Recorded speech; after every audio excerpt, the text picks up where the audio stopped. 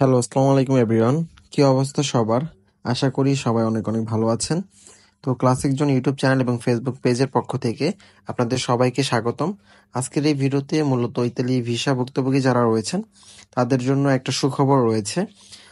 মূলত সেই বিষয়টা নিয়ে আজকের এই ভিডিওতে আমরা আলোচনা করব। তো যে বিষয় নিয়ে কথা বলতে চাচ্ছিলাম সেটা হচ্ছে, যারা এতদিন ধরে ভিসা ভুক্তভোগী হয়ে আছিলেন, আপনারা চাচ্ছিলেন দ্রুত সময়ের মধ্যে যাতে আপনাদের অ্যাপয়েন্টমেন্ট যারা পাওয়ার তাদেরকে অ্যাপয়েন্টমেন্ট দেওয়া হয়, এবং যারা ইতিমধ্যে অ্যাপয়েন্টমেন্ট পেয়ে আপনাদের পাসপোর্টগুলো জমা করেছেন, যাদের অরিজিনাল অবস্থা আছে, তাদেরকে দ্রুত সময়ের মধ্যে যাতে ভিসাগুলো দেওয়া হয়। তো সেই ধারাবাহিকতায় আমরা অনেকদিন ধরেই আশা করতেছিলাম, কিন্তু কোনো কাজ হচ্ছিল না। তো এখন আশার বাণী এটা হচ্ছে যে, আমরা দেখতে পাচ্ছি বিগত 2 দিন যাবৎ কিন্তু মোটামুটি ভালো পরিমাণে হচ্ছে তারা অ্যাপয়েন্টমেন্ট দিচ্ছে, এবং মোটামুটি ভালো পরিমাণে ভিসাও কিন্তু তারা দিচ্ছে। তো যেমন আপনারা দেখছেন যে মঙ্গলবার থেকে কিন্তু মোটামুটি পাসপোর্টে ভিসা দেওয়ার পরিমাণ বৃদ্ধি পেয়েছে এবং অ্যাপয়েন্টমেন্টও দেওয়া শুরু হয়েছে। তো সেই ধারাবাহিকতায় আমরা দেখতেছি যে বুধবার এবং বৃহস্পতিবার মোটামুটি অনেক ভালো পরিমাণ কিছু অ্যাপয়েন্টমেন্ট মেসেজ পাঠানো হয়েছে, এবং হচ্ছে ডেলিভারির জন্য মেসেজগুলো এসেছে।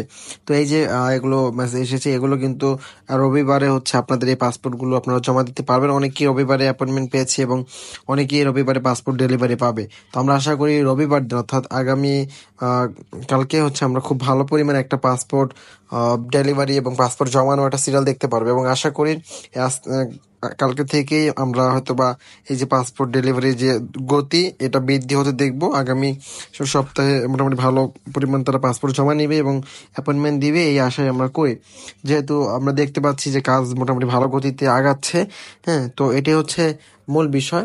যারা আপনারা এতদিন ধরে অপেক্ষা করতেছিলেন তাদের হয়তো বা এই যে অপেক্ষা বা এই যে একটা ভোগান্তি, এটা নিরসন হতে পারে।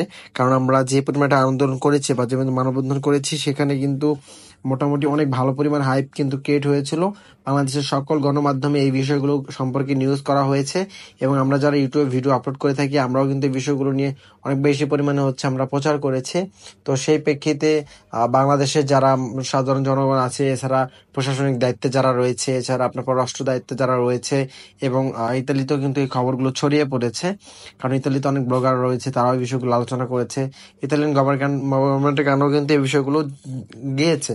তো সেই প্রেক্ষিতে হয়তো বা বিভিন্ন চাপ এসেছে, যার কারণে পাসপোর্ট বা অ্যাপয়েন্টমেন্ট দেওয়ার পরিমাণ হুট করে এত পরিমাণ বৃদ্ধি পেল। তো যাই হোক, আশা করি আমাদের এই সমস্যা খুব দ্রুত সমাধান হবে এবং ডক্টর মোহাম্মদ ইউনূস সরাসরি হস্তক্ষেপ করবেন আমাদের এই বিষয়গুলো সম্পর্কে। তো ভিউয়ার্স, এই ছিল মূলত আজকের ভিডিও। যদি ভিডিওটি ভালো লেগে থাকে অবশ্যই ভিডিওতে লাইক করে দিবেন এবং চ্যানেলটি সাবস্ক্রাইব করে পাশে থাকা বেল আইকনটি বাজিয়ে দিবেন। ধন্যবাদ সবাইকে।